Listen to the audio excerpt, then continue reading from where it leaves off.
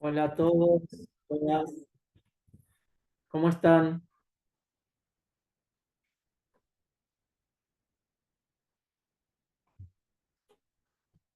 ¿Me escuchan? ¿Se escucha bien? Sí, bueno, buenísimo. Bueno, ¿se animan a poner cámaras? Así nos vemos y los puedo conocer. Todos los que puedan poner las cámaras se agradece mucho más porque la verdad que generaría un Damián, poquito más de no, cercanía. no tienen habilitada la cámara ellos, solo el chat. Ah, ok, esa parte no la había tenido en cuenta. Bueno, buenísimo. Me quedé con lo de las clases virtuales que sí, siempre habilitamos la cámara. Bueno, entonces ahora comenzamos. Se escucha perfecto, me dice Regina, bien. Bueno, Bueno, voy a compartir y comenzamos con la clase. Cualquier cosa me preguntan por el chat.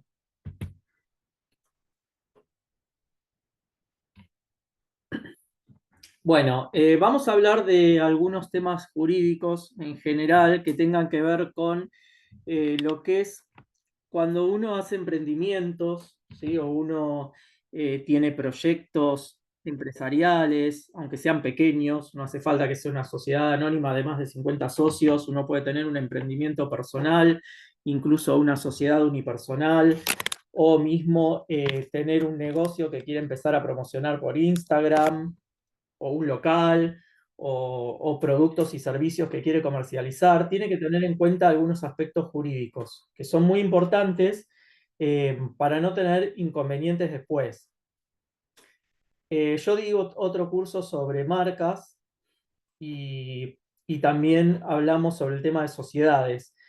Están un poco relacionados todos estos temas, el tema de marca, el derecho marcario, el tema de las sociedades, la persona jurídica y el tema de la defensa del consumidor.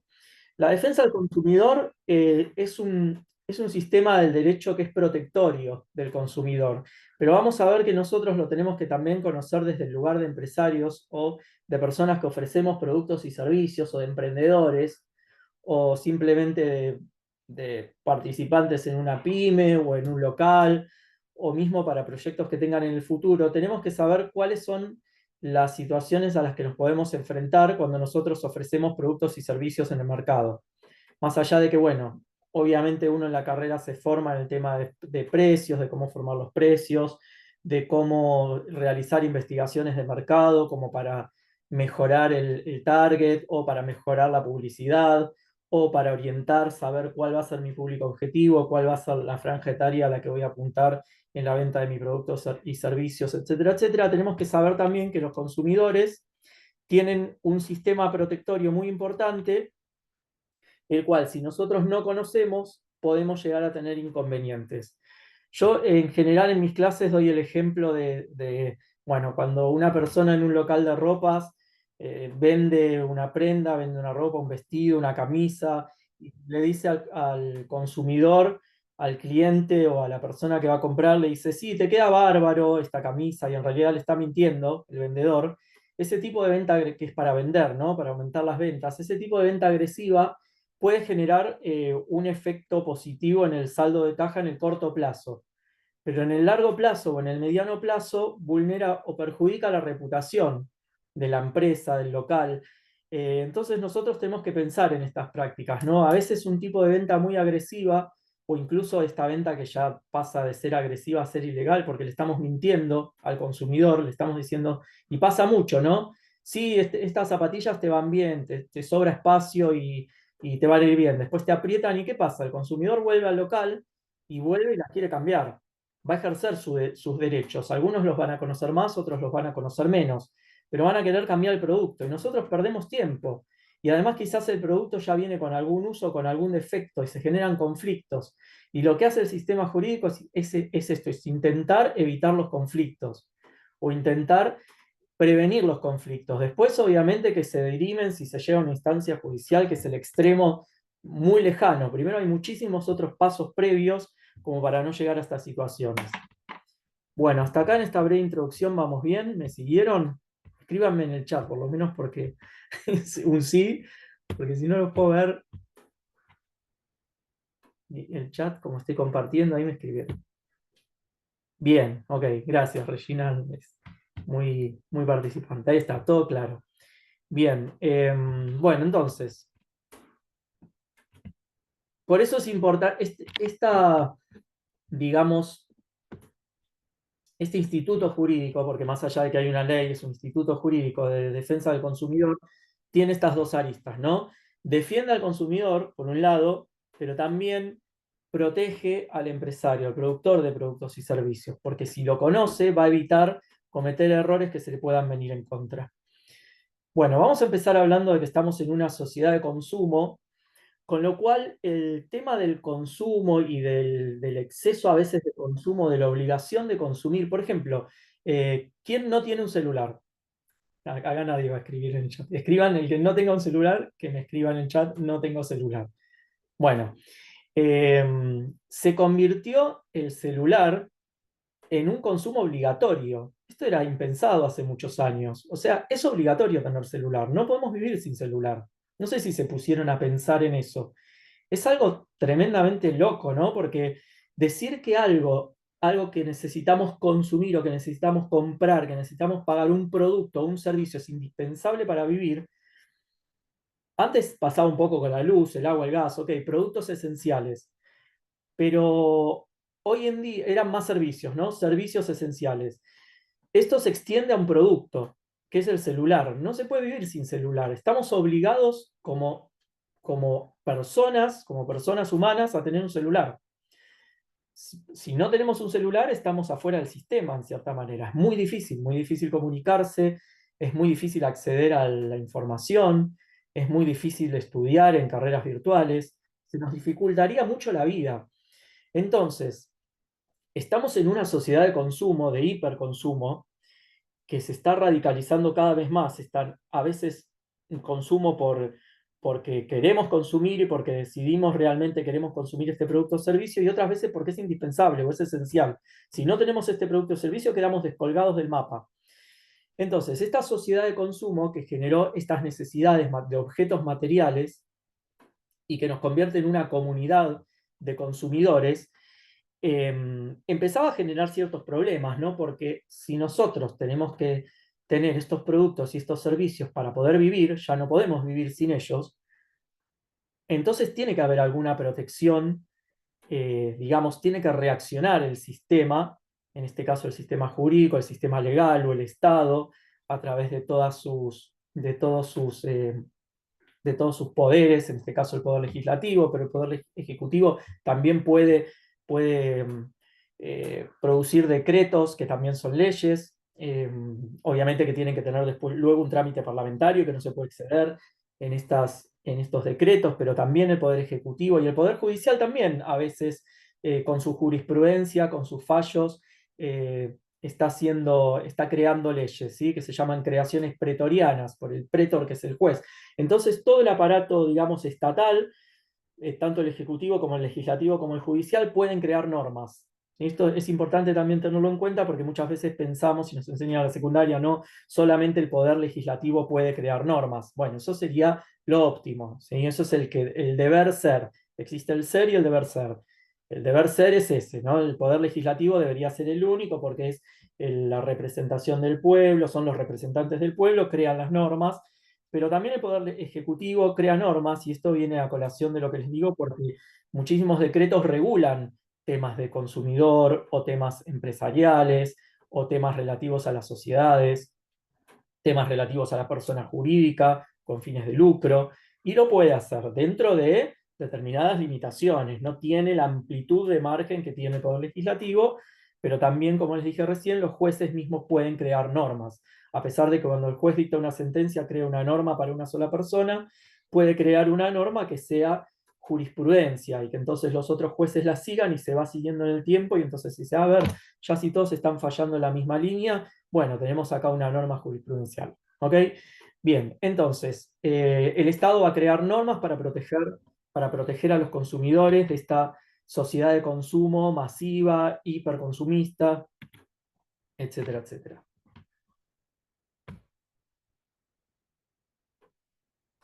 Bueno, esto está muy relacionado con... Me gustaría que me cuenten en el chat qué estudian, o qué carreras hicieron o qué carreras hacen.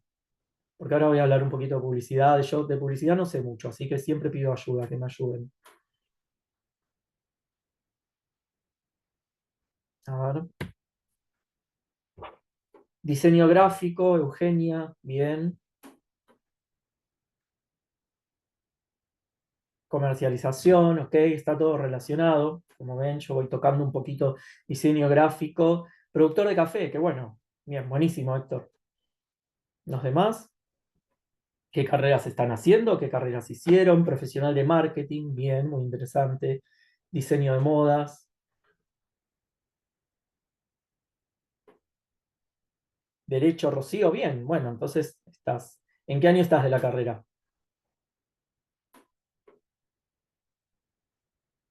Bien, bueno, entonces estos temas viste bastante de todo esto, me imagino.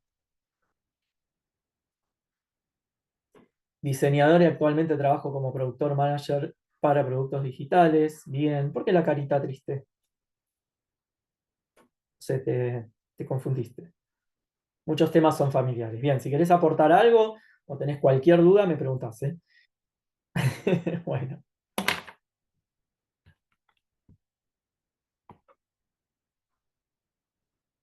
bueno. ¿Sobre qué es el emprendimiento, Rocío?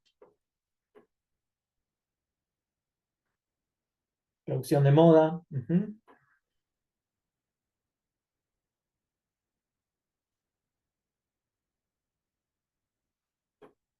Buenísimo. Bien. Bueno. eh, bueno, entonces vamos al tema de la publicidad. Esto, vamos a tocar varios temas que ustedes seguramente ya lo saben. Pero la publicidad, muchas veces, el publicista, más allá de que obviamente lo va a hacer con fines, en el principio de buena fe, etcétera, etcétera, la publicidad tiene mucha reglamentación también. Ya saben que no se puede engañar al consumidor con la publicidad engañosa, todo eso está prohibido, bueno. Pero la publicidad crea muchas veces necesidades o crea la idea de una necesidad que en realidad no tenemos. ¿Sí? La típica publicidad del chocolate en invierno a la noche, y bueno, la verdad que no te están ofreciendo una manzana que es más sana, te están ofreciendo un chocolate o un toffee con dulce de leche y la publicidad te dan ganas de, si estás en la cama y hace frío, estás mirando la tele, son tan buenas las publicidades y los publicistas, y sobre todo en Argentina, que nos da ganas de levantarnos, irnos a un kiosco a cualquier lado y comprarnos un chocolate, ¿sí? Tomarnos un tecito con un chocolate. Entonces hay una idea de crear una necesidad que en principio no debería serlo, o que no es una necesidad real. ¿Sí? La moda logra que con sus tendencias y colecciones renovables, eh, corro un poquito acá, imponer la idea de quiebre de utilidad de los bienes, ya no desde un concepto físico, sino desde lo psicológico, de manera tal que los bienes durables se tornan inútiles por el solo hecho de aceptar los designios de la moda. ¿Sí? Bueno, esto está quizás también desde una visión un poco crítica, nosotros lo vamos a matizar.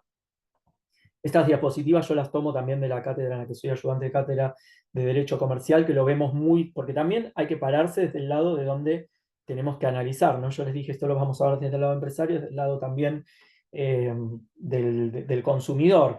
Por ejemplo, pasa en derecho laboral, ¿no? En derecho laboral, el abogado laboralista que defienda al trabajador va a pretender que el derecho protectorio del trabajador sea el máximo posible y que sea súper protectorio, y el trabajador poco más es un pobre, digamos, una persona esclavizada que está sufriendo todos los días bajo el poder del empresario. Bueno, sabemos que esto no es así. El trabajador decide, consciente, firma un contrato, tiene libertad de acción, tiene libertad de trabajar en esta empresa o en otra. Obviamente que el mercado laboral es limitado, pero tampoco es cierto que las cosas no hay que verlas solo desde un prisma, no desde el lado del trabajador, solamente pobrecito el trabajador y qué malo el empresario. También es cierto que el empresario, al tener capital, tiene más poder económico por lo menos, pero también tiene facultades y tiene poderes que tiene que ejercer, porque el trabajador tiene que cumplir con determinadas cosas para ser efectivo y generar una cadena de riqueza, porque si no, no se genera esa cadena de riqueza. ¿Sí? Como que no hay que estigmatizar. Entonces, quizás en las diapositivas ven algunas cosas que están un poco más de un lado de la balanza o del otro, y depende de cómo lo miremos.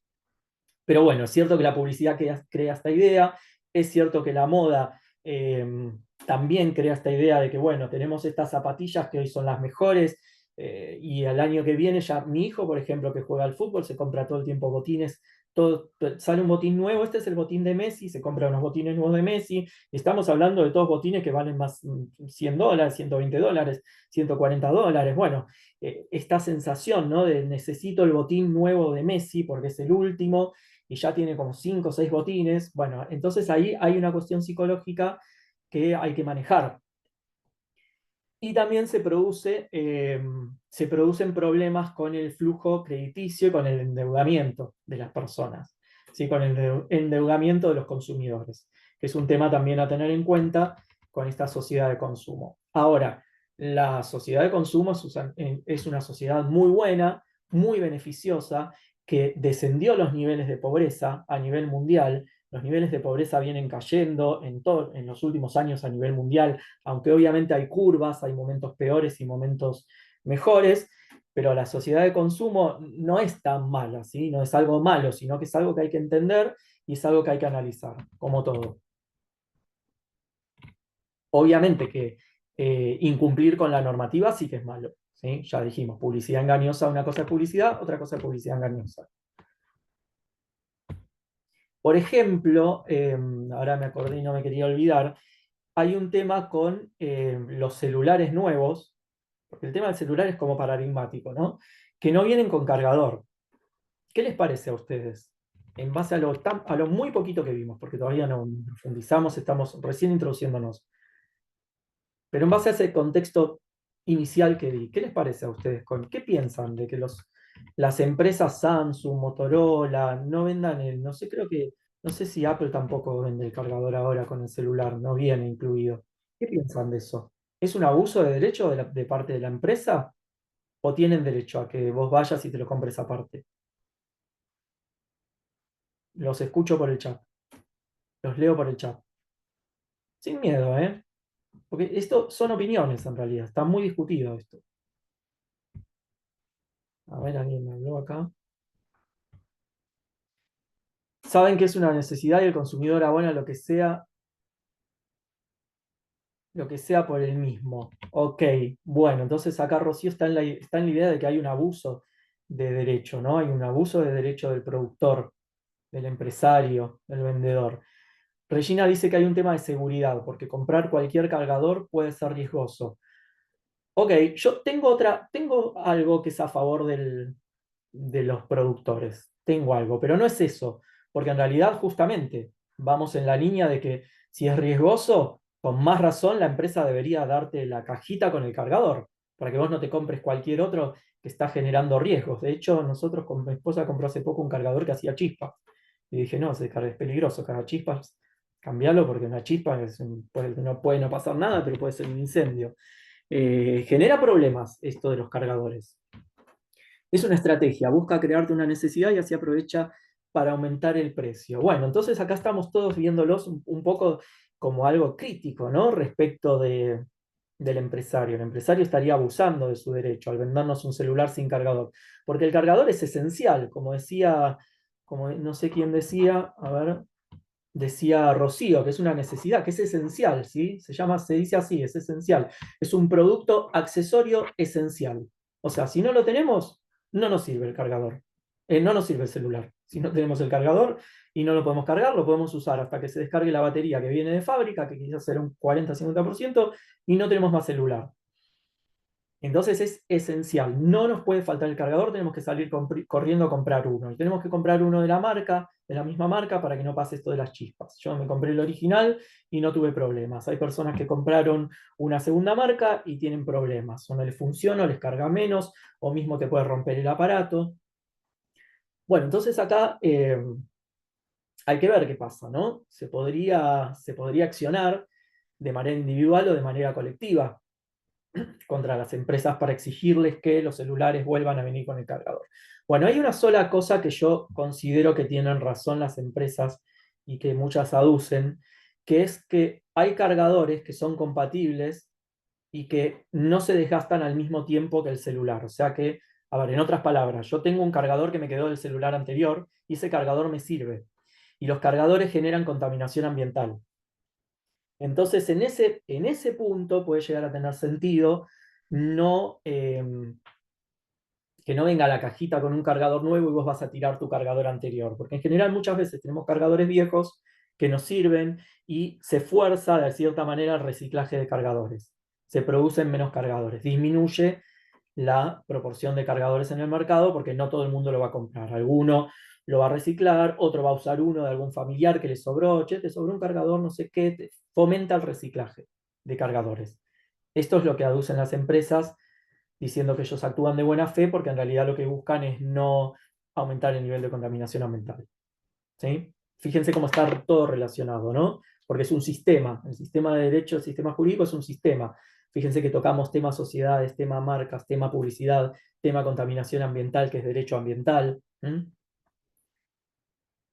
Siempre y cuando no esté implícito en el valor del producto, aunque no te lo... Sí, entiendo que digan eso, siempre y cuando no esté implícito en el valor del producto, aunque no te lo estén dando. No, en realidad el valor del producto del celular, porque ahí ya nos estamos metiendo en un tema más económico, el valor del producto del celular no incorpora el precio del cargador. Si no es que te están vendiendo el celular y te aumentan el precio como si te vendieran el cargador que en realidad no te lo dan, no es que te lo están robando, porque en realidad el precio es del celular, no es del celular con el cargador inexistente. Debería disminuir el precio. Vos lo que decís es, ok, no te dan el cargador y encima no bajaron los precios. Bueno, pero eso ahí nos meteríamos en un tema largo que tenemos el efecto de la inflación y tenemos el juego de la oferta y la demanda también. ¿Sí? En realidad los precios no están determinados por... Ahí voy, porque tengo muchos mensajes ahí. Los precios no están determinados por el costo real del producto, ¿sí? Que esta es una visión más marxista. Las horas de trabajo del productor, del empleado que hizo el ensamblaje, de los técnicos, de los arquitectos, de todos ellos, todo eso hay que sumarlo y ese es el valor del producto. Pero no es tan lineal, porque si nosotros tenemos, además de que hay muchos factores que intervienen, como la importación, la exportación, los aranceles, los impuestos, si nosotros estamos en un mercado en el cual es muy escaso el nivel de celulares, hay muy pocos celulares, va a aumentar el precio, lo vamos a pagar, lo vamos a validar, porque necesitamos celulares y lo vamos a pagar más. Y si el precio, y si hay demasiados celulares porque aumenta muchísimo la producción, el valor va a bajar por juego de la oferta y la demanda. Yo no creo que el empresario esté vendiendo el celular al mismo precio que si no tuviera el cargador. Teóricamente debería disminuir, teóricamente. Y si no, bueno, se puede plantear un abuso del derecho o se puede plantear un abuso de posición dominante, se puede ver qué acciones se pueden plantear. Bueno, pero después te dicen que es mejor un cargador más rápido y lo tenés que comprar igual. Claro, bueno, es lo que dije recién, Micaela, muy, muy interesante lo que decís. Te dicen, y de hecho yo creo que es así, que es cierto que el cargador original es más rápido, porque además lo comprobé con este ejemplo que di recién. Yo tengo el original y me funciona muy bien, y personas que no lo tienen problemas.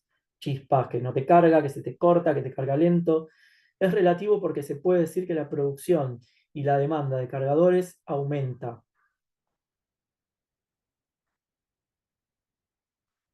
Lo que dicen las empresas, decir que es relativo a lo de reciclaje. Bueno, ¿ves? En esto, entonces nosotros ahora, acá hay un punto interesante y es que quiero tocar también, que es de la materia que doy yo en la universidad, que es investigación de mercados. Entonces, cuando nosotros empezamos, acá estamos haciendo un montón de hipótesis, ¿no?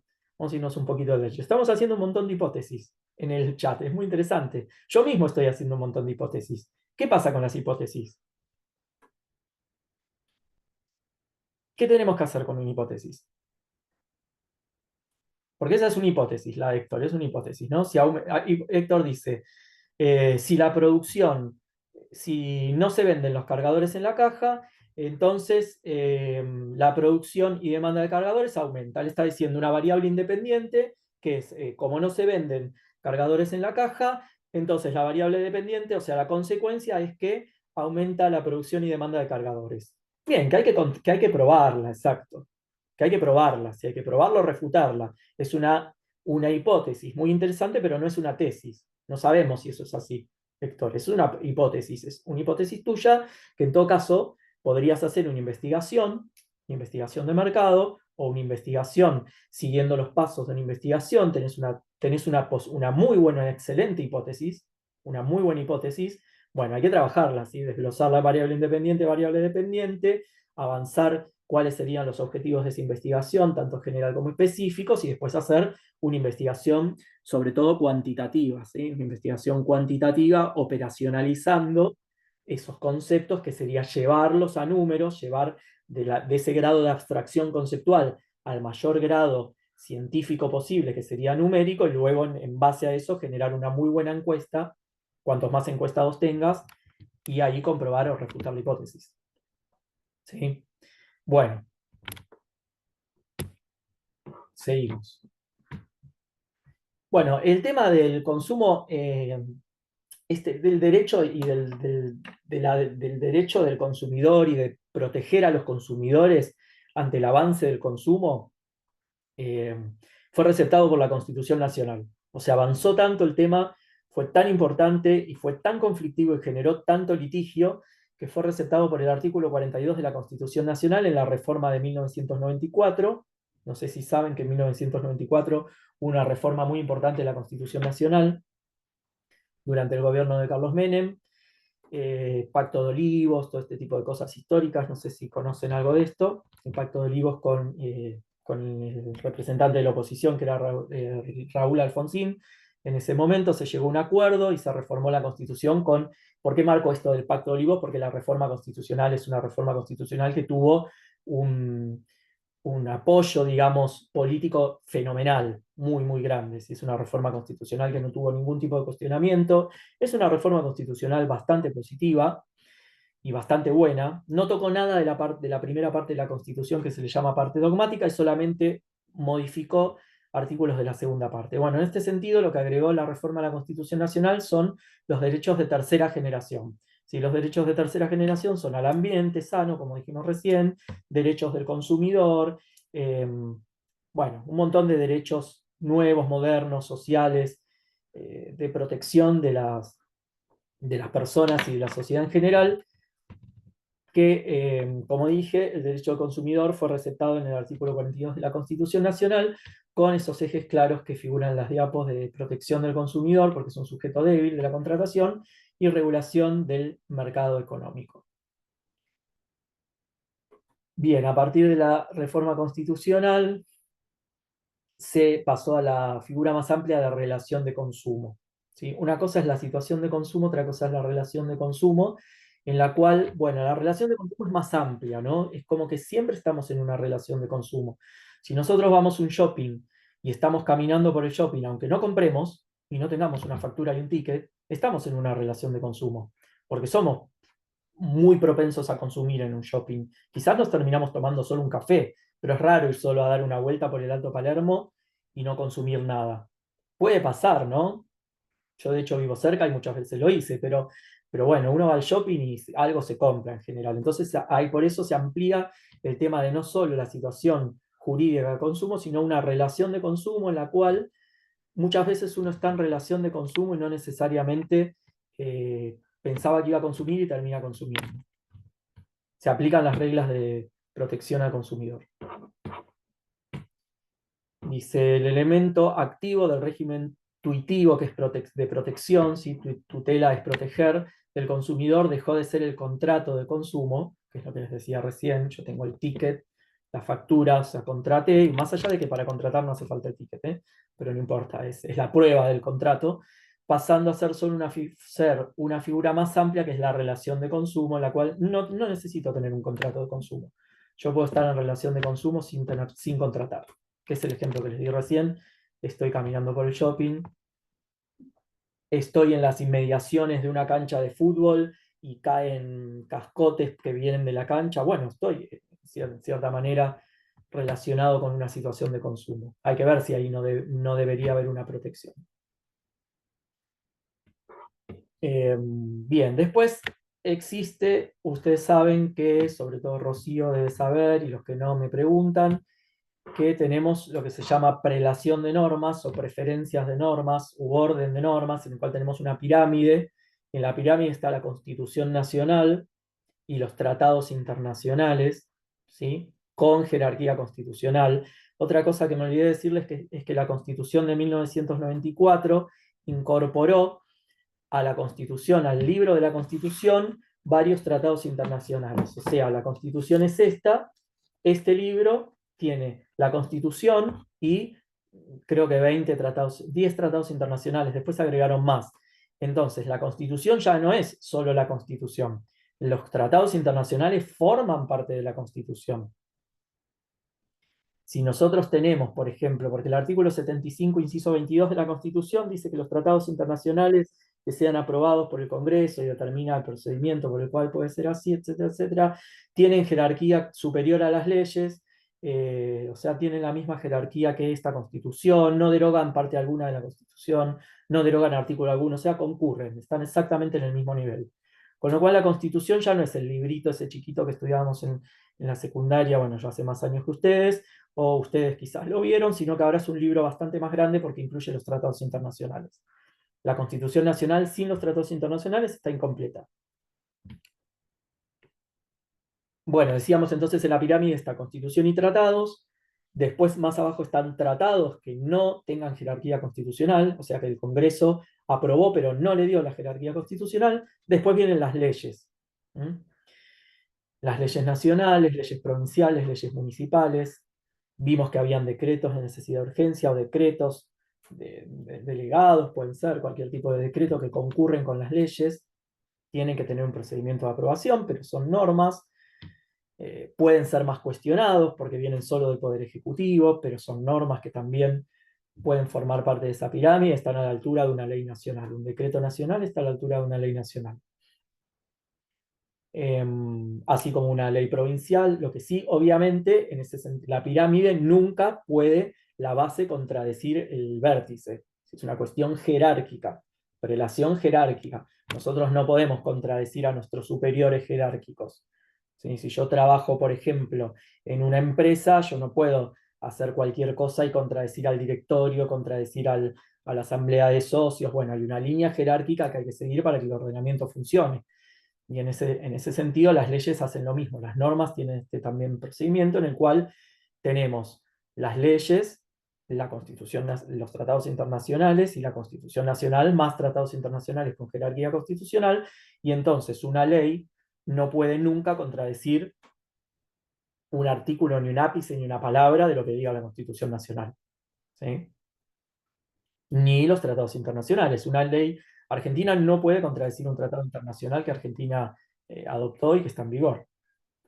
No puede, por ejemplo, la ley de defensa al consumidor decir en Argentina los consumidores no se protegen por las leyes porque vamos a dar libertad absoluta al mercado. ¿Sí? Supongamos que se quiere hacer una ley que diga eso.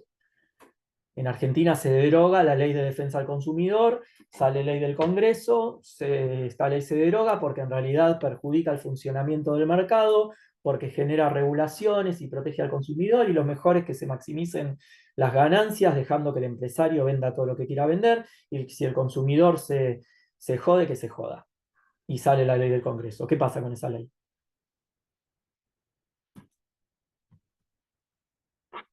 A ver, los leo en el chat. ¿Qué pasa con esa ley? En base a lo que expliqué recién. ¿Podría salir esa ley? Como poder puede. A ver. ¿Es inconstitucional? Vas bien. Me gustaría afilarlo un poquito más. Volvemos a parecido a lo de la hipótesis. Reformular un poquito. Ahora vamos a ser más precisos. Voy a poner un poquito pesado. ¿Es inconstitucional? ¿O cómo lo podemos reformular? Va bien, ¿eh? Va muy bien, va muy bien. Va por ahí. Estamos bien encaminados. Ya sabemos, ya nos hicimos todo el proceso de inconstitucionalidad.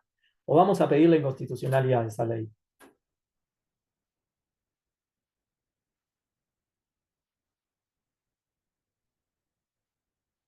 Hay un procedimiento para llegar a esa determinación. ¿Sí? Estamos parecidos a lo de la hipótesis, ¿no? Yo lo relaciono con el tema de la investigación. Vamos a pedir la inconstitucionalidad, vamos a ir a un juzgado, a cualquier juzgado, no hace falta ir a la Corte Suprema de Justicia, a cualquier juez. Vamos a ir y vamos a decir, señor juez, presento por escrito, esta ley es inconstitucional. Y después seguirá su curso, su procedimiento y fallarán los jueces. ¿Me darán la razón o no?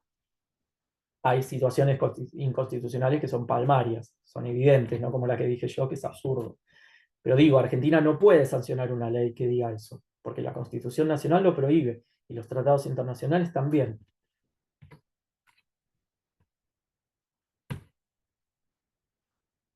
Bien, la ley de defensa del consumidor es la 24240, ¿sí? Es muy importante estudiar los primeros artículos porque definen qué es el usuario, qué es el consumidor, qué es el proveedor. Toda la cadena de proveedores forma parte de la relación de consumo y por lo tanto son todos responsables solidarios. Si no es solo responsable el último que te vendió el producto o servicio, que tienen que ser finales, tienen que ser para uso final. No puede ser para yo volver a venderlo. Si ustedes, por ejemplo, alguien tenía un local de moda o trabajaba con cosas de moda, compran, por ejemplo, telas, ustedes no son consumidores, ¿sí? Porque tiene que ser, son consumidores, pero no son para la ley de defensa al consumidor. Pero reformulo, no están protegidos por la ley de defensa al consumidor. Están comprando telas, pero están comprando para luego producir vestidos o producir prendas de ropa para volver a vender. Entonces tiene que ser producto final, tiene que ser para el consumo, tiene que ser el producto acabado, el producto final. El pantalón, el jean que me compro en la tienda, vengo a mi casa y me lo pongo y voy a trabajar. ¿Sí? Productos finales son también gas, agua, luz, servicios, internet, todos esos son productos finales. ¿Y al consumidor de un producto intermedio hay alguna defensa? Sí, hay. Siempre hay defensas. Imagínate que es un sistema que viene desde el sistema romano, desde el derecho romano, hay como 10 millones de cosas. Lo que pasa, siempre hay defensas. Si hay un fraude, bueno, podés tener otras herramientas del derecho civil para accionar. Si hay un fraude, si hay... Lo que pasa es que la pregunta está muy buena, porque me dispara algo excelente la pregunta. Me encanta que hagan preguntas porque sirve un montón. El consumidor tiene defensas, pero que son menos accesibles. Y esto es lo importantísimo de la defensa al consumidor, que es muy accesible la defensa al consumidor, porque es una tutela efectiva. Nosotros tenemos muchas, muchas maneras de ir a una audiencia, de que el Estado le mande una carta documento a la persona que infringe la ley de defensa al consumidor. Puede ser a través de COPREC, puede ser a través de las defensorías provinciales. Me parece que COPREC ahora no está funcionando, no sé si el gobierno nacional no... Me parece que el gobierno nacional lo dejó sin efecto al COPREC. COPREC era un sistema de protección del consumidor a nivel nacional procesal, en el cual vos hacías una denuncia por internet de un incumplimiento de la ley de defensa del consumidor, por ejemplo, no te querían cambiar determinado producto o servicio, bueno, se hace todo por internet, se va a una audiencia virtual, te designan un mediador, ellos mismos le mandan la carta documento a la empresa para citarla, la empresa comparece con patrocinio letrado, vos compareces solo, no hace falta, no es obligatorio el patrocinio letrado, a favor de la persona que demanda está la informalidad, no tenés que tener conocimiento jurídico, simplemente te presentás y decís, me atendieron mal en el local, me vendieron alfajores que estaban viejos, no me los quisieron cambiar, tengo la factura, tengo las fotos de los alfajores todos podridos y entonces quiero que me devuelvan la caja de alfajores con más una caja de regalo o que me devuelvan el monto del ticket porque perdí tiempo, porque la pasé mal, porque fui a pasar una tarde linda y la terminé pasando mal. ¿Sí? Es un ejemplo cualquiera que se me ocurre. Entonces, la tutela es efectiva y es muy accesible al ciudadano común. Y entonces, volviendo a la pregunta de Regina, el consumidor de un producto intermedio tiene defensas, pero que no son tan al alcance de la mano. Tiene que accionar judicialmente. ¿Sí? Tiene que hacer una demanda. Tiene que demandar. Esa es la diferencia. La gran diferencia de defensa al consumidor, que cualquier consumidor que conozca esta información, si ustedes en una tienda le niegan cambiar una ropa, un producto o una artesanía está mal hecha y el consumidor considera que está, o ustedes consideran que está bien y el consumidor considera que está mal, y él puede probar que lo compró y que ustedes lo destrataron o que no le explicaron o que no le dieron la oportunidad de cambiar, bueno, puede hacer un reclamo en defensa del consumidor de cualquiera de las instancias y tener un acceso muy simple y muy rápido y los van a citar a ustedes a una audiencia y ustedes en la audiencia van a tener que ofrecer algo, sin reconocer hechos ni derechos, pero van a tener que ofrecer algo, porque si no lo ofrecen, tienen riesgo de que después se avance en la medida. Son audiencias de conciliación. cuales, bueno, se le ofrece algo al cliente, al usuario, como para satisfacer, digamos, su sensación de su desagrado o lo que siente él como una injusticia, y, y bueno, se repara el daño de esa manera. Obviamente que la ley protege más al consumidor o a la empresa. Bueno, está muy buena la pregunta. Vos sos alumno mío, ¿no, Giancarlo?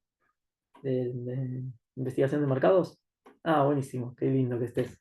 ¿Hay alguno más de mis alumnos? ¿No? Bueno. La ley protege más al consumidor o a la empresa. Bueno, mira, a ver, es difícil la pregunta. La ley protege más al consumidor. La ley protege, es una ley protectoria, como les dije antes, porque la ley supone que el consumidor es que en realidad el consumidor es una parte más débil, porque vos, si te pones a pensar, eh, supongamos que no existiera y a vos te venden un celular fallado, que llegas a tu casa y no te funciona. ¿Cómo haces para reclamar? Vos vas a Movistar, vas a una empresa, vas al lugar donde lo compraste y se te ríen en la cara. El empleado va a ser el que se te ríe en la cara porque en realidad no es ni siquiera el dueño, pero tiene órdenes del dueño de decirte, no te cambio nada. ¿Y qué haces? No podés hacer nada. ¿Qué vas a romper el local? No, no podés romper el local. Entonces protege más al consumidor porque supone que la empresa tiene el poder de venderte el producto o servicio y de negarte el cambio, o de negarte el arreglo, de negarte la reparación. Es como que es el que da. Si yo tengo el toro por las astas y soy el vendedor y yo no me hago cargo de nada de lo que vendo. Que esto pasaba antes. ¿Sí? Entonces, la ley protege más al consumidor. En general, ¿sí? Tampoco la ley busca ser equitativa, no es que va a desproteger a otros totalmente. Y entonces, esto por un lado, pero la otra arista de esto es que tampoco los ciudadanos pueden realizar cualquier reclamo de defensa del consumidor por cualquier pavada, ¿sí? Porque si yo, por ejemplo, tengo no sé, una academia de inglés, por ejemplo, ¿sí? Y tengo mis profesores de inglés y dan las clases y no sé qué, y un alumno me hace un reclamo en defensa del consumidor, yo soy el dueño de la academia, porque una maestra no le corrigió un trabajo, o una profesora no le corrigió un trabajo y me llega ese reclamo, bueno, yo voy a ir a la audiencia, pero lo primero que voy a decir, mira, usted está abusando del derecho de defensa del consumidor, por esto no puede iniciar una demanda en defensa del consumidor o una acción en defensa del consumidor porque es excesivo de su parte. Usted está abusando de su derecho de consumidor y su derecho de protección al consumo, porque es una situación que no amerita hacer un reclamo en defensa del consumidor. Entonces le voy a decir, mire, no vamos a cerrar sin acuerdo. El problema es que yo voy a tener que pagar las costas igual, pero bueno, vamos a cerrar sin acuerdo, no se le va a ofrecer nada si usted cierra sin acuerdo y yo me reservo el derecho de iniciar acciones yo contra usted por abuso del derecho. ¿Sí? Es un instituto que protege a todas las personas. Yo como empresario digo, usted está abusando del derecho, me está mandando una carta de documento, me está haciendo perder tiempo, me está haciendo una audiencia porque una profesora no le corrige un trabajo. Es ridículo. Y puede llegar a pasar. ¿Contesté tu pregunta, Giancarlo? Perfecto. Como ven, siempre hay que buscar un equilibrio. El tema del abuso del derecho, que lo receta el Código Civil y Comercial, que también fue reformado en el 2015 y antes no estaba en el Código de Vélez, es un instituto jurídico que a mí me parece muy interesante. Hay algunos que piensan que no es bueno y que no funciona, que no es efectivo porque es de muy difícil prueba, porque es subjetivo. Pero a mí me parece un instituto jurídico interesante el del abuso del derecho porque aplica a todos, porque es muy equitativo, porque sirve para equilibrar. Se los voy a leer. Dice, abuso del derecho, Código Civil y Comercial de la Nación. El ejercicio regular de un derecho propio o el cumplimiento de una obligación legal no puede constituir como ilícito ningún acto. ¿Sí? O sea, yo tengo un montón de derechos, ¿sí? Nos dan un montón de derechos, pero no puedo utilizarlo para cometer un ilícito. Para hacerme el piola y querer sacarle a la empresa 20.000, 30.000 pesos o lo que sea la cuota. Entonces, la ley no ampara el ejercicio abusivo de los derechos, dice el artículo, no ampara el ejercicio abusivo. Se considera tal el que contraría los fines del ordenamiento jurídico o el que excede los límites impuestos por la buena fe, la moral y las buenas costumbres. En el ejemplo que di yo recién, no es una buena fe, no es moral y no son buenas costumbres si yo hago eso. El juez debe ordenar lo necesario para evitar los efectos del ejercicio abusivo, para evitarlos antes, o la situación jurídica abusiva, y si corresponde, procurar la reposición al estado del hecho anterior y fijar una indemnización. O sea, acá lo último que dice el cuadro es el juez debe intentar evitarlo, o el juez o el mediador, o las instancias previas deben intentar evitarlo, y si no lo pueden evitar, que se indemnice. ¿Sí? Que se indemnice a la persona que sufrió el abuso. ¿Ok? Bueno, vamos a avanzar. ¿Cómo vamos hasta ahí? Bien. Que la ley sea de orden público significa que es una ley que no se puede dejar de lado, ¿sí? Que las partes no pueden dejar de lado. Yo firmo un contrato de consumo, por ejemplo, de internet o de un gimnasio, firmo un contrato de consumo de un gimnasio por un año y entonces la ley de defensa del consumidor no puede haber una cláusula en el contrato que diga Damián Moragas, que va a utilizar el gimnasio Megatron durante todo este año, eh, se, se va a dejar de lado la ley de defensa del consumidor o manifiesta que las partes manifiestan dejar de lado la ley de defensa del consumidor y no regirse por sus normas ni por su articulado, ya que no están de acuerdo con la misma. Bueno, no se puede hacer eso. ¿Sí? Es de orden público. No se puede dejar de lado, no se puede disponer. Está vedada para las partes la disposición.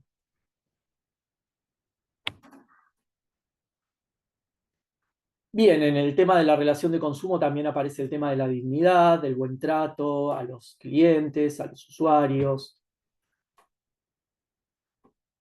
El Código Civil y Comercial también tiene normas que hablan porque defensa del consumidor lo tenemos en la Constitución Nacional, en el Código Civil y Comercial, que es una ley, y en la Ley de Defensa del Consumidor, la 24240, que es una ley. El Código y la 24240 están en la misma jerarquía. No se confundan, no se crean que porque el Código es un código, es un compendio, ¿sí? Pero es una ley el Código, es la 26994. Bien, esto ya lo vimos, lo del tema del orden público. No pueden haber cláusulas abusivas. Bueno, vamos a ver qué es el consumidor para la Ley de Defensa del Consumidor. Para la Ley de Defensa del Consumidor, un consumidor es una persona física o jurídica, ¿sí? Porque si una persona jurídica adquiere un bien como fin, ahora lo vamos a ver, adquiere o utiliza en forma gratuita u onerosa bienes o servicios como destinatario final, ¿sí? Como destinatario final, no hay chance. La persona jurídica también tiene que ser como destinatario final, en beneficio propio de su grupo familiar. Entonces, estos artículos así a mí me gusta como desglosarlos en numeritos, ¿no?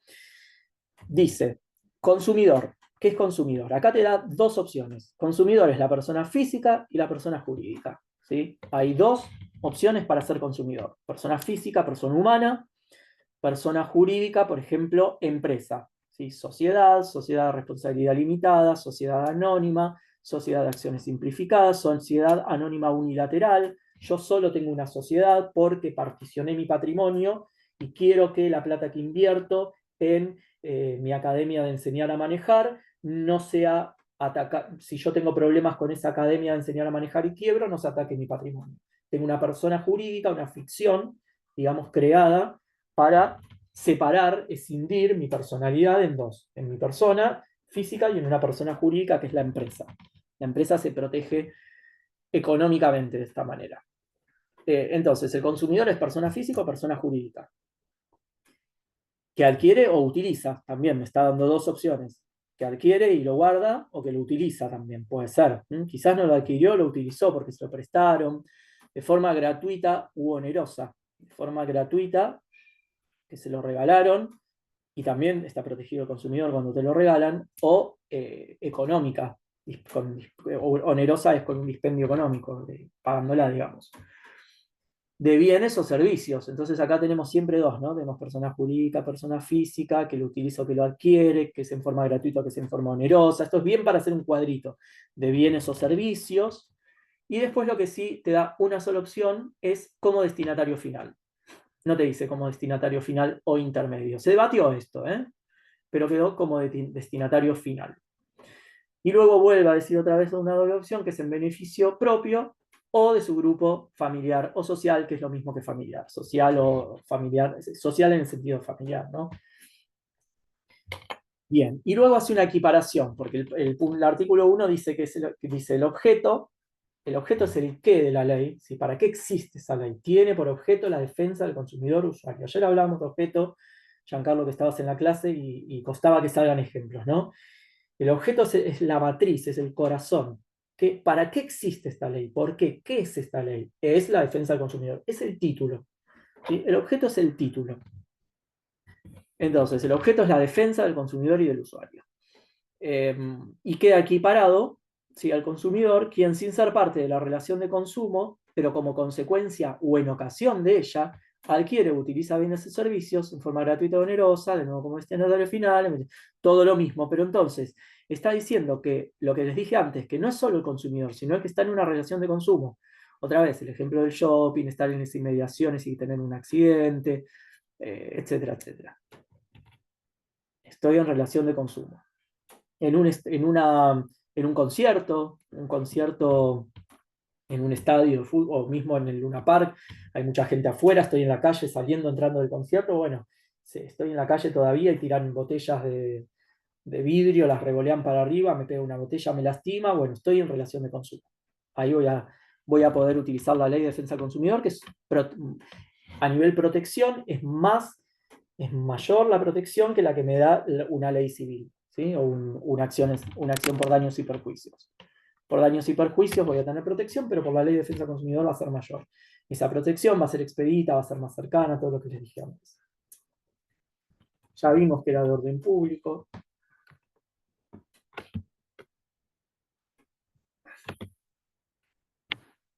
Ya vimos abuso del derecho, cláusulas abusivas, consumidor es el destinatario, bien, la jurisprudencia, no vamos a entrar acá, vamos a ver proveedor, porque así como sabemos qué es el consumidor, me interesa que sepan qué es el proveedor.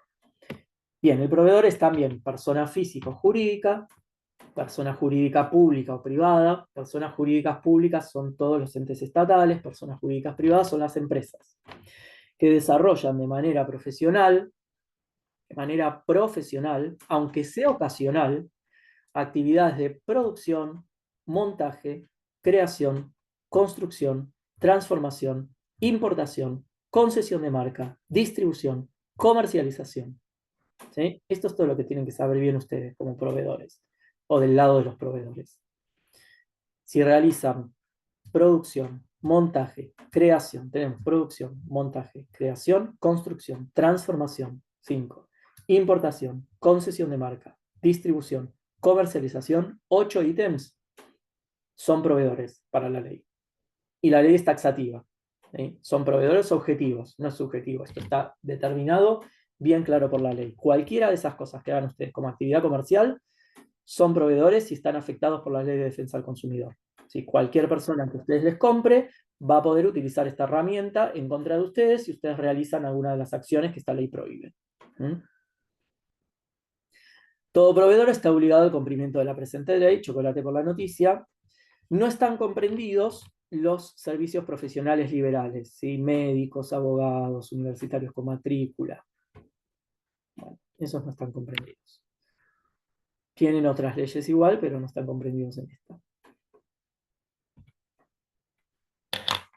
Hubo problemas con las diapositivas porque se me están repitiendo. No sé qué pasó con esto. Está yendo para arriba, no sé qué pasa. Ahí está.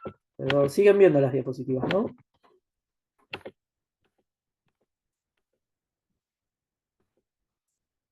¿Se ven las diapositivas? Bueno, oferta y demanda. El artículo 7 es interesante también saber cuál es. ¿Qué dice? La oferta dirigida a consumidores potenciales indeterminados obliga a quien la emite durante el tiempo que se realice, debiendo contener la fecha precisa de comienzo y de finalización, así como también sus modalidades, condiciones o limitaciones. Entonces, cuando oferto, tengo que cumplir con la oferta. ¿Vieron esas publicidades que hay en Instagram a veces de que te regalan o te ganas un premio, si retuiteás, etcétera, etcétera? Bueno, eso hay que cumplirlo. No se puede hacer eso y no cumplirlo. No se puede hacer de manera falsa. Obviamente que es inmoral, es contrario a la moral con las costumbres, es un abuso de derecho, pero además objetivamente la ley lo prohíbe. Si yo digo, si vos retuiteás este post o este reel porque te vas a ganar una cerveza de nuestra nueva empresa de cervezas, o hay un sorteo, ¿sí? Los sorteos, todo este tipo de cosas, es una oferta. Es una oferta dirigida a consumidores potenciales, indeterminados, caso de Instagram, y obliga a quien la emite durante el tiempo en que se realice, y tiene que estar la fecha precisa del comienzo y de la finalización de la oferta, de la campaña o del sorteo, y sus modalidades, la manera en que se va a entregar, las condiciones, las limitaciones, tiene que estar todo muy claro para el usuario. Tenemos que darle toda la información. Y si no lo hacemos, y si el usuario puede comprobar y demostrar que ese sorteo fue trucho, que nadie ganó el premio, que en realidad era para atraer gente, pero que no ganaba nadie nada, obviamente que vamos a tener un problema muy serio, ¿sí? Porque ahí no nos está aduciendo, no está utilizando el Instituto del Abuso del Derecho para accionar, está accionando de buena fe y con mucha legalidad y con derecho a hacerlo. La ley prohíbe hacer eso. Si revoca una oferta que se hizo pública, es eficaz una vez que haya sido difundida por medios similares a los empleados para hacerla conocer.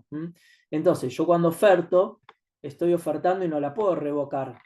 Tengo que revocarla también de manera ampliamente informada. Tiene que quedar muy claro que está revocado. Yo no puedo tener un producto a la venta en la góndola y decir, no, ese producto no te lo puedo vender porque no tiene precio. No, lo remarcaron y no te lo puedo vender. No lo puedo hacer eso. Está prohibido por la ley. Yo ya lo ofrecí, está ofertado. Si está ofertado y la persona lo toca y lo levanta, lo contrató, ya contrató, se perfeccionó el contrato. No me pagó todavía, no importa, ya contrató. ¿Sí? Es muy importante eso, porque yo estoy ofreciendo el producto o servicio y la persona no tiene por qué pensar, este loco lo tiene ahí expuesto y me va a decir que no me lo vende, o sea, eso es descabellado. Y bueno, la ley busca ser lógica, ser coherente. Si vos lo ofreciste, lo ofreciste. Esto de que no se pueden cambiar los precios en Mercado Libre y uno quería comprar cuando había hiperinflación, quería comprar y te cambiaban constantemente el precio, ofertabas y te lo daban de baja. Bueno, eso es ilegal. ¿Sí? Se puede realizar un reclamo. Porque si está ofertado y te olvidaste de modificar el precio porque hay hiperinflación, en todo caso habría que ver si no podés aducir desde parte de la defensa empresarial una causa de fuerza mayor. Estamos en una situación de hiperinflación, no puedo estar todos los días modificando los precios, bueno, pero tenés que demostrarlo. La no efectivización de la oferta será considerada negativa o restricción injustificada de la venta, ¿sí? Lo que les decía recién, y es pasible de las sanciones previstas en el 47, que bueno, que pueden ser sanciones pecuniarias, sanciones de todo tipo, ¿sí? Pueden ser sanciones de clausura, depende del grado, la gravedad de la infracción y del producto o servicio. Si yo tengo una plasma gigante, un televisor gigante expuesto en Frávega o en Musimundo, una empresa importante, con un cartel enorme que dice llévatelo por 100.000 pesos, y después voy a la caja y le digo, me lo compro, por 100.000 pesos está re barato, y me dicen, no, pero en realidad son 100.000 pesos por mes, porque son 12 cuotas. ¿Y dónde dice eso? No, en ningún lado. Bueno, te ganaste una tele a 100.000 pesos. Si te sabes manejar, te la llevas a 100.000 pesos. No en el momento, muchas veces hay que tener paciencia, haces foto, la foto la tenés que hacer antes porque seguro el cartel lo sacan, pero bueno, es una cuestión de prueba, ¿no? De fotos, testigos, cámaras del local, y esa tele se vende a 100.000 pesos, no se puede vender a 1.000.000 o 2.000.000. Por oferta se entiende una propuesta unilateral realizada por una persona con el fin de celebrar un contrato. Esto lo vimos recién. Trato digno, ¿sí? Hay un artículo de trato digno, hay que tener, sobre todo este artículo se utiliza mucho en locales de gastronomía. Yo les decía hace un rato, vieron el caso de cafeterías. En locales de gastronomía hay muchos problemas, muchas veces con trato indigno, y que después realmente se comprueba. Y a veces que no prospera porque son pavadas, como las decía antes. Ay, la moza me trató mal. ¿Y qué es que te trató mal? No sé, me miró mal, me apoyó la taza de café fuerte. Bueno, eso no amerita. Sí, pero hay veces que hay discriminaciones, hay situaciones que sí ameritan una, o mismo estar 40 minutos esperando un pedido. Eso es trato indigno. ¿sí? Yo hago un pedido y estoy 40 minutos y no me lo traen, llamo por teléfono a una compañía para hacer un reclamo, un banco, y estoy 1 hora en el teléfono marcando un montón de opciones para poder comunicarme y me cortan la llamada, eso es trato indigno. ¿Sí?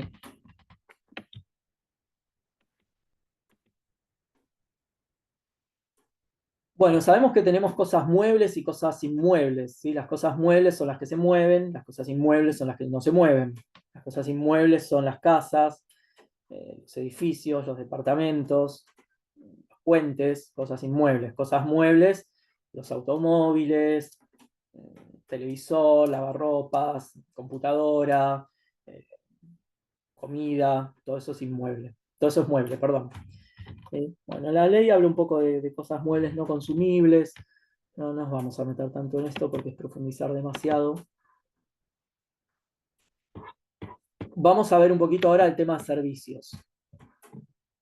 Bien, en los servicios, los prestadores de servicios están obligados a respetar términos, plazos, condiciones, modalidades, reservas, muy similar a lo que veíamos con la oferta de producto. ¿Sí? Y también tienen que tienen que tener incluidas garantías, materiales para utilizar en la reparación. Todos estos tienen que estar detallados en los contratos de reparación, mantenimiento, acondicionamiento, limpieza. Toda esta información tiene que estar detallada y tiene que haber una garantía legal, y luego se puede ampliar esa garantía, pero hay una garantía legal mínima que creo que era de 6 meses. Entonces eso lo chequean, cualquier cosa, me preguntan y lo buscamos. Bien, hay protección también para la venta domiciliaria. Vamos a avanzar un poquito. Bien, esto ya es un extremo un poquito más, digamos, fuerte, ¿no? El daño. Si el daño al consumidor resulta del vicio o riesgo de la cosa o de la prestación del servicio, responden el productor, el fabricante, el importador, el distribuidor, el proveedor, el vendedor y quien haya puesto su marca en la cosa o servicio. Esto pasa cuando, por ejemplo, bueno, les decía el cargador que se hace una chispa, genera un incendio, eso es un daño grave, ¿no? O un lavarropas que también por ahí me corta la mano, me lastima o lo que sea. Bueno, eso es un daño grave por un riesgo o vicio de la cosa. Si la cosa viene fallada y me lastima o lastima a cualquier persona, responden todos de manera solidaria, el productor, el fabricante, el importador, y acá se puede iniciar una acción en defensa del consumidor, que seguramente lo que ofrezca la empresa va a ser insuficiente, con lo cual se recomendaría cerrar sin acuerdo para avanzar en una vía judicial, porque debería iniciarse una acción de daños y perjuicios en este caso. Dice que la responsabilidad solidaria, como les dije recién, ¿sí? Sin perjuicio de las acciones de repetición que correspondan. ¿Quién sabe qué son las acciones de repetición que correspondan? Entre todos estos, ¿cuáles serían las acciones de repetición?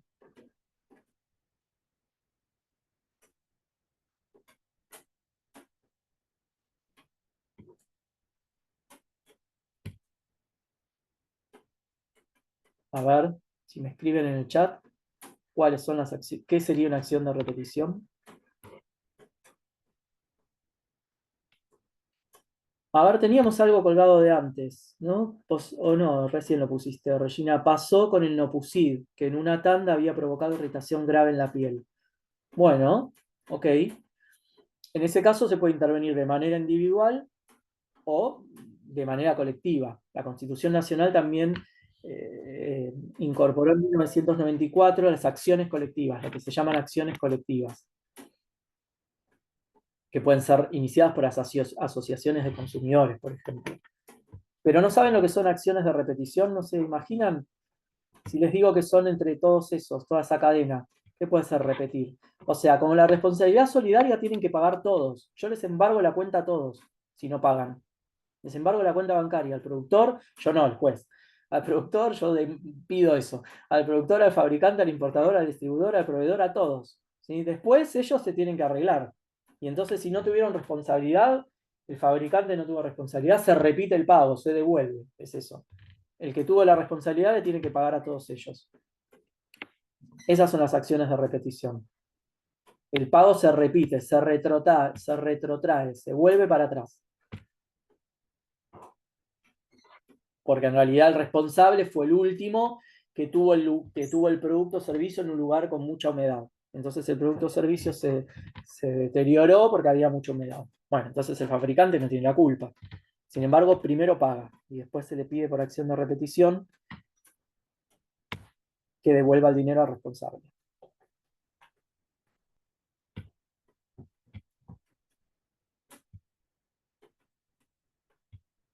Bueno. Bueno, hasta acá estamos bien. ¿Dudas o preguntas?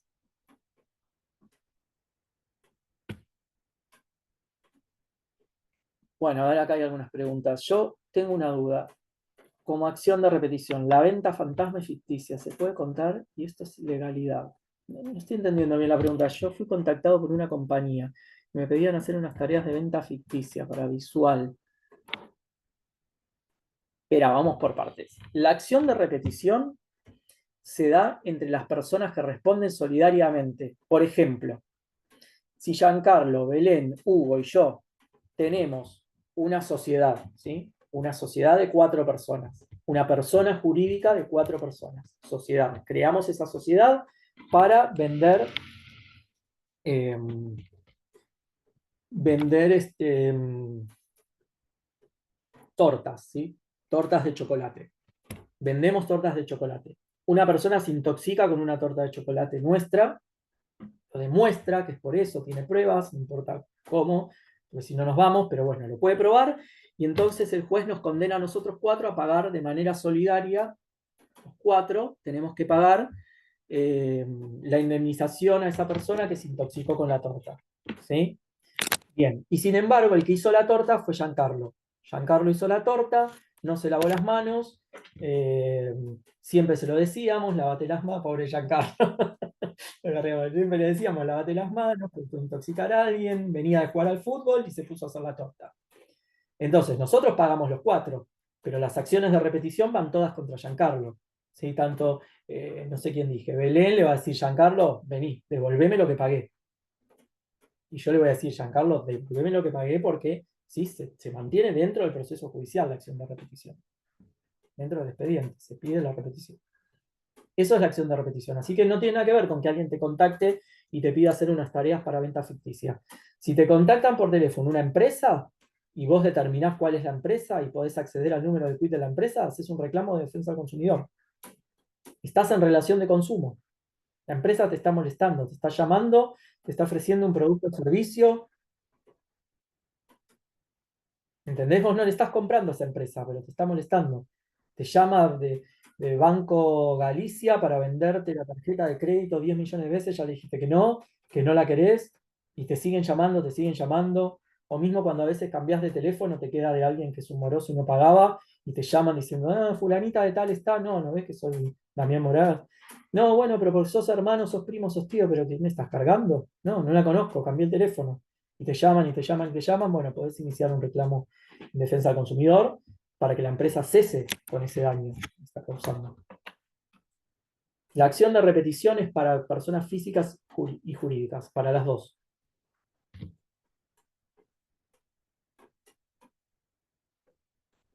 La acción de repetición, por ejemplo, entre 3 personas físicas que contratan, tienen un contrato de alquiler, un contrato de locación. Yo soy el titular del inmueble que te alquilo a vos. Rocío, vos sos la locataria y tenés tu fiador es Giovanni. ¿Sí? Entonces, yo le cobro a Giovanni porque vos no pagás. ¿Sí? Entonces lo ejecuto a él, le cobro, él me paga y después Giovanni puede repetir contra vos. Te reclama a vos. Es reclamar, es eso. Es pedir que se pague lo que pagaron porque a vos no te corresponde. A Giovanni no le correspondía, él es el fiador. Él está para cumplir con tu acreedor, que soy yo en este caso.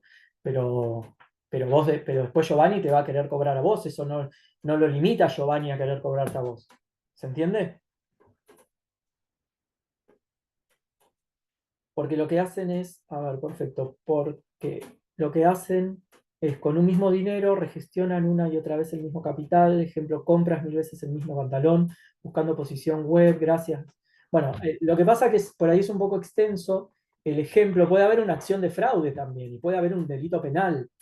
¿sí? Defensa del consumidor estamos como en el primer escalón. Si hay una estafa, es un delito penal. Ya no vas por defensa del consumidor. Además de defensa del consumidor, haces las dos cosas. Pero también vas por la vía penal para que cesen con esa acción de estafa o con si hay una presunción de estafa. Después se tendrá que demostrar. Tendrá que seguir todo el proceso. Se presume siempre. Después se ve. Sí, va por ahí, Giovanni, lo que me decías. Exacto. Bueno, entonces puede haber un delito penal. Pueden concurrir los delitos. Si están queriendo estafar, si están queriendo engañar a la gente con un ardid, con un engaño, para sacarle dinero, para robarles, eso es una estafa. Lo tenemos en el Código Penal, estafa. Y nos vamos a penal, nos vamos mucho. De defensa del consumidor a penal es como que hay un abismo enorme. Está buenísima igual la pregunta, pero sí, pero nos iríamos mucho. Sería una estafa. Tratemos de no llegar a delitos penales, ¿sí? Si estamos con consumidores. Tratemos de que lo máximo que nos pueda pasar es que nos hagan un reclamo en defensa del consumidor. Bueno, vamos a ver cómo se hacen los reclamos entonces.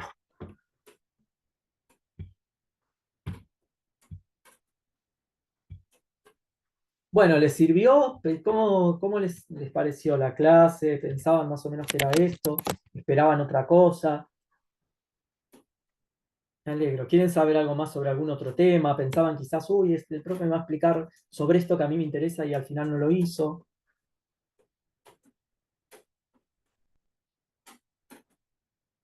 ¿No?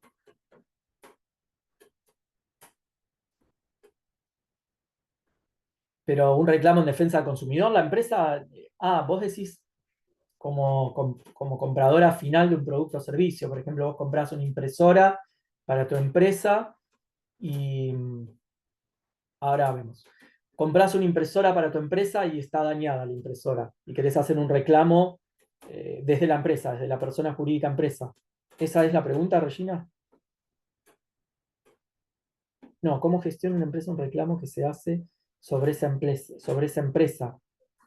A la empresa la van a citar, le van a mandar una carta documento al domicilio real de la empresa y le van a decir, el día usted está denunciado por presunto incumplimiento de la ley de defensa del consumidor por la consumidora Regina, por el consumidor Héctor, y entonces lo citamos a una audiencia de mediación para el día 30 de junio a las 15 horas y virtual por Zoom a través del link siguiente, y entonces tiene que asistir un apoderado de la empresa. ¿Esa es la pregunta?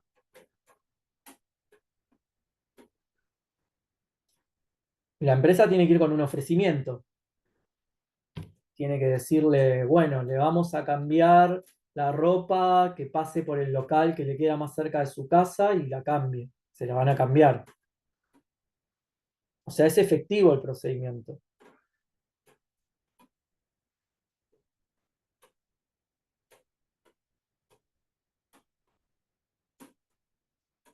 Generalmente va alguien de legales, sí, va un abogado y brinda sí, un resarcimiento, una compensación, se busca un acuerdo, es una mediación, se intenta llegar a un acuerdo entre lo que pide el cliente, el usuario, el consumidor, y lo que la empresa puede ofrecer. En general, la empresa va con una propuesta, ¿sí? En general, se recomienda que la empresa vaya con una propuesta. Que la empresa vaya con una propuesta y que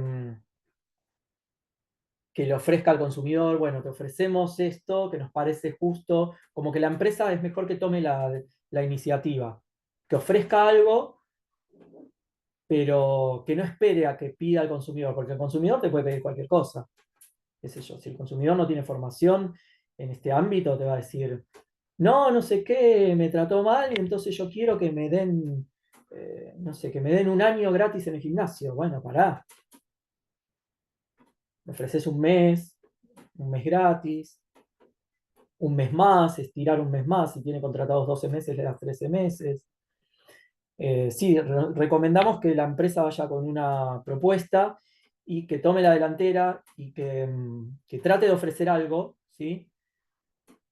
Lo mínimo posible, obviamente, pero ofrecer algo que satisfaga, que sea también justo, ¿no?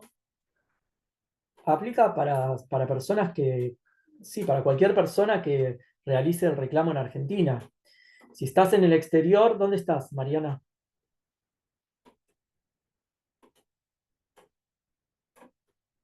En Perú. Tenés que tener una ley de defensa al consumidor, una ley de protección al consumidor de Perú.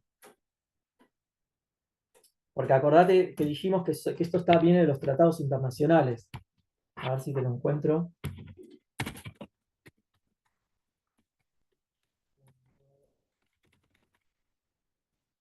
Ya está bastante internacionalizado el tema, casi todos los países. Código de Protección y Defensa del Consumidor, la 29571 es la de Perú. Código de Protección y Defensa del Consumidor. Y es mejor que se llame código, o sea que es más protectorio. Debe ser más protectorio que el de Argentina. Porque si es un código, bueno, por eso. Pero vas a tener que hacerlo en cada lugar donde reclames. Si vos reclamás a una empresa que está radicada, persona jurídica, en Perú, tenés que hacer el reclamo con Defensa del Consumidor de Perú y con el INDECOPI de Perú. Si es por un producto o servicio que compraste en Argentina, lo vas a hacer con Argentina, el reclamo.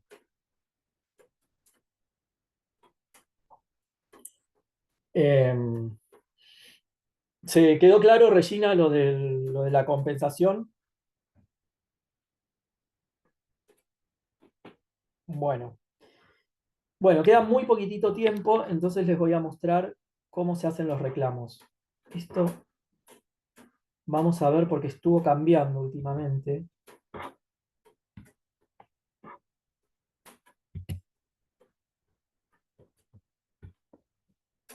Ahí se ve. ¿Sí?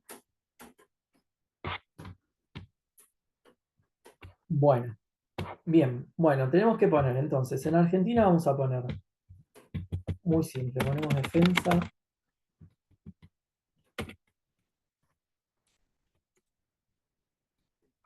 consumidor. Y yo que les había dicho, que cómo comparecía el consumidor, con patrocinio letrado o solito.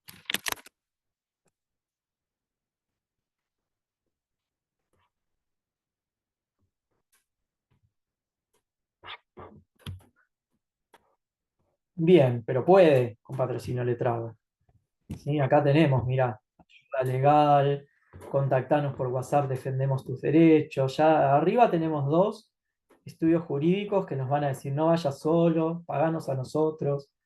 Pero nosotros podemos ir solos, no pasa nada. Ustedes pueden ir solos. Acá tenemos Defensa del Consumidor de Argentina, Nacional, y Defensa del Consumidor de la Ciudad de Buenos Aires, que es donde estoy yo. Defensa del Consumidor de la Ciudad de Buenos Aires es provincial. ¿Sí? Podemos utilizar cualquiera de los dos sistemas. Lo que no podemos es utilizar los dos, porque estamos incurriendo en qué.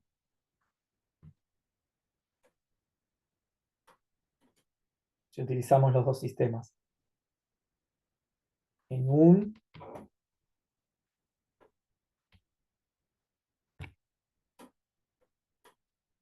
abuso del derecho, podría ser utilizar los dos sistemas. Es contrario a la moral, a las buenas costumbres. No actuamos de buena fe si estamos utilizando los dos sistemas.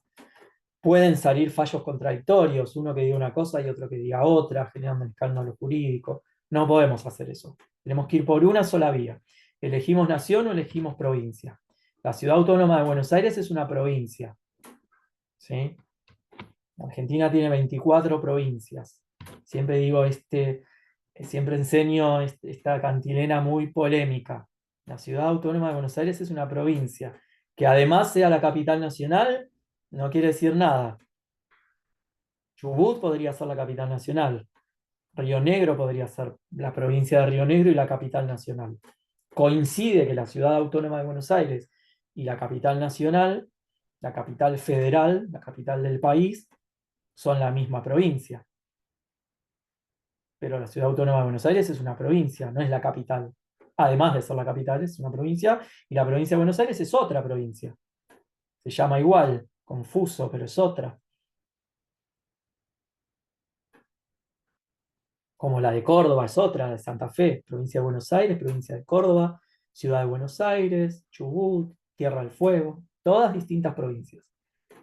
La Ciudad de Buenos Aires le pone nombres raros a sus autoridades, en lugar de decirle gobernador le dice jefe de gobierno, pero es el gobernador. En lugar de decir legislatura provincial, bueno, ahí coincide, ¿no? Porque dice legislatura de la ciudad, eh, pero bueno, no deja de ser una provincia, es una provincia con los mismos atributos y competencias que, que cualquier otra provincia. No tiene ni más ni menos. Bien, defensa del consumidor, vamos a entrar acá. Y entonces, si ponemos iniciar un reclamo, ¿sí? Nos va acá a explicar cómo tenemos que hacer y vamos a poner acá en iniciar trámite. Fíjense que esto es muy intuitivo y que se hace por internet. Y vamos a entrar al portal Mi Argentina, por RENAPER, que es con el DNI, o con clave fiscal de AFIP, que ahora es ARCA, o con Mi Argentina. Entramos y realizamos el reclamo, ¿sí? Seguimos los pasos. Bien. El sistema nacional quizás ahora los derive al sistema provincial. El sistema nacional fue un poco recortado. Hay algunos organismos que fueron cerrados porque el gobierno nacional es fanático con el artículo 5 de la Constitución Nacional, que dice que el país es un país federal y que la nación no tiene que hacerse cargo de nada, salvo de la defensa de la defensa de las Fuerzas Armadas, de, bueno, de algunos atributos que son nacionales, pero todo lo demás es provincial. Tiene razón en cierta manera, con ciertos matices. Hay para todos los gustos, hay opiniones en un sentido y en otro, pero bueno, el Estado Nacional argentino dice, bueno, todos los organismos nacionales hay que cerrarlos, tienen que ser las provincias porque es un Estado federal el que se tiene que encargar de los procesos y de los procedimientos y de dar servicios de educación, de salud, de vivienda, de defensa del consumidor, son todos, cada provincia tiene que tener su organismo. Así que bueno, ¿por qué les digo esto? Porque más allá de que estemos de acuerdo o no, yo creo que en cierta manera tiene razón, quizás hay que ver cómo se lleva a cabo, si se lleva a cabo con un proceso paulatino y financiamiento es más prolijo, pero bueno, quizás hoy en día se recomienda hacerlo por el ente de defensa consumidor provincial, que en este caso es el de la Ciudad de Buenos Aires. Ahora leo el chat porque ya no nos queda tiempo.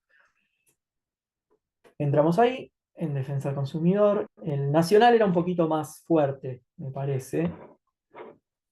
Pero bueno, ponemos acá denuncia de defensa del consumidor. También es cierto que si, bueno, queda en manos de las provincias, no es lo mismo el sistema de defensa del consumidor de la provincia de Buenos Aires, que es una provincia rica, muy rica, la Ciudad Autónoma de Buenos Aires, con el sistema de defensa del consumidor del Chaco, que es una provincia muy pobre. Argentina es un país de desigualdades económicas muy fuertes y muy marcadas. Y esto no es una hipótesis, son los indicadores sociales, mismo analizados por el Banco Mundial, ¿no? Tenemos niveles en Buenos Aires, tenemos algunos niveles cercanos incluso a países europeos y en el resto del país o en algunas provincias tenemos problemas muy serios, ¿sí? Bien, y entonces acá ponemos denuncia de forma, tenemos la opción de presencial también, ponemos denuncia de forma digital.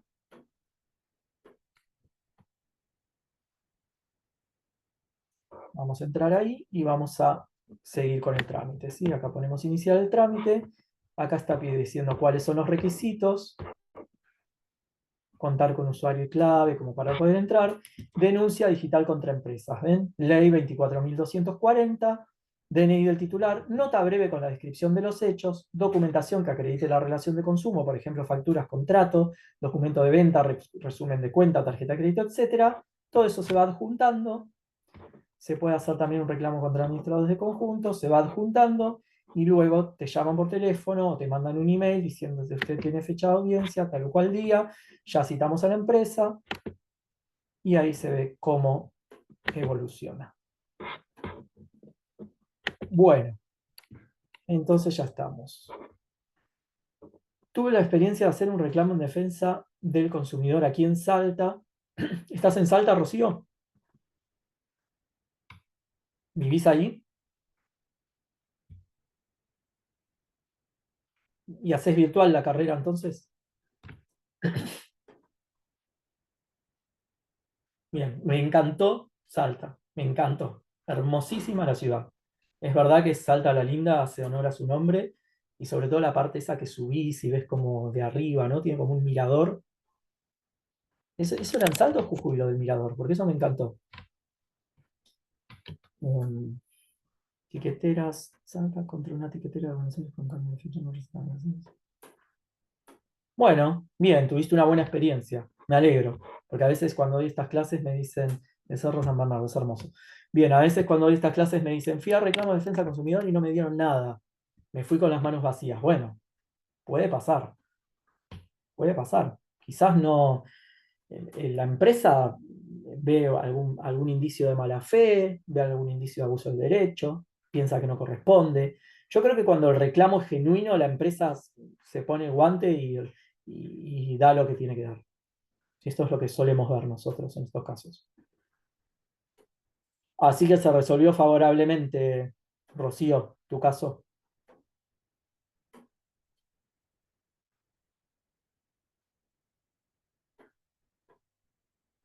Entendí eso. Bien, antes de entrar en pandemia iba una banda de Estados Unidos, pero luego canceló por el COVID y nunca devolvieron las entradas. ¿Hiciste el reclamo, Giancarlo, en defensa del consumidor?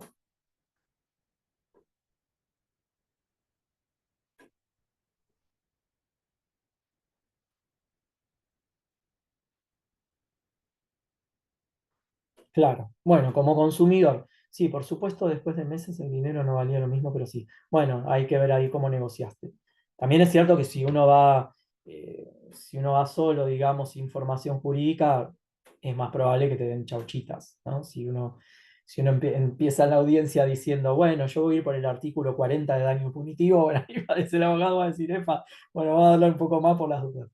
Bueno, chicos, la idea es que ustedes no lo piensen solo desde el lado del consumidor, sino que lo piensen también desde el lado del emprendedor y del empresario, que son ustedes, que son emprendedores, son empresarios y que sepan con qué se pueden encontrar el día de mañana y que siempre trabajen con el principio de buena fe, con esta idea de trato digno al cliente, tratar bien al cliente, que el cliente se sienta cómodo, que se sienta contento, que los recomiende, hagan un esfuerzo por tener clientes contentos, usuarios contentos, que eso va a redituar en beneficios para la empresa, más allá de que estén estas penalizaciones que ustedes tienen que conocer, porque si no cumplen con la ley van a tener problemas, siempre es bueno hacerlo porque los resultados a mediano plazo son mejores.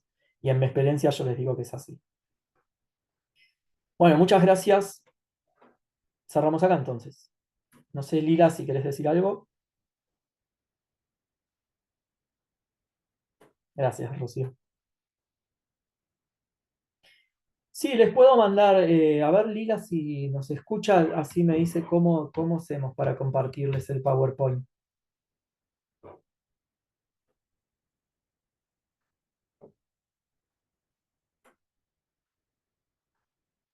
Bueno, Hola, ustedes, hola, perdón, estaba sacando el audio de otra sala porque si no, no podía. Si querés me lo podés enviar a mí y nosotros se los dale, compartimos por correo. O dale, lo bueno, subimos en el taller, en la página, también lo podemos subir ahí, que lo descarguen.